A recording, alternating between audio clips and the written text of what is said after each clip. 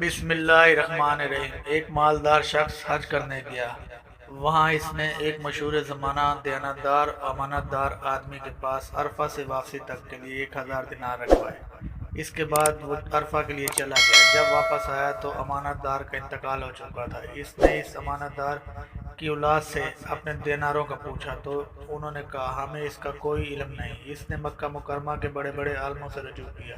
انہوں نے فرمایا آدھی رات کو زمزم کے پاس جا کر اس امانت دار کو آواز دو، اگر وہ نیک اور جنتی لوگوں میں ہوا تو پہلی پکار میں جواب دے گا۔ اس نے زمزم کے کنارے پر کھڑے ہو کر ایک آواز دی مگر کوئی جواب نہ آیا۔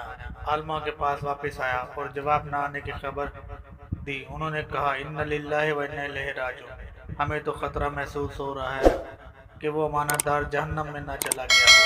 آپ یمن چلے جاؤ، وہاں ایک کنواں ہے جسے چاہ برہوت کے نام سے لوگ جانتے ہیں۔ کہا جاتا ہے کہ یہ کنواں جہنم کے منہ پر واقع ہے۔ وہاں جا کر رات کو اس امانت دار کا نام لے کر پکارو، وہاں ضرور جواب مل جائے گا۔ وہ شخص یمن چلا گیا، لوگوں سے پوچھ کر چاہ برہوت تک پہنچا۔ رات کو امانت دار کا نام لے کر آواز دی۔ اس نے جواب دیا۔ اس شخص نے کہا میری اشرفیاں کہاں ہیں؟ امانت دار نے کہا میں نے انہیں اپنے گھر کی فلاں جگہ پر زمین میں دفن کر رکھا ہے، کیونکہ میں اپنی اولاد کو امانت دار نہ سمجھا، لہذا تم جاؤ اس جگہ کو کھودو، تمہیں تمہاری اشرفیاں مل جائیں گی۔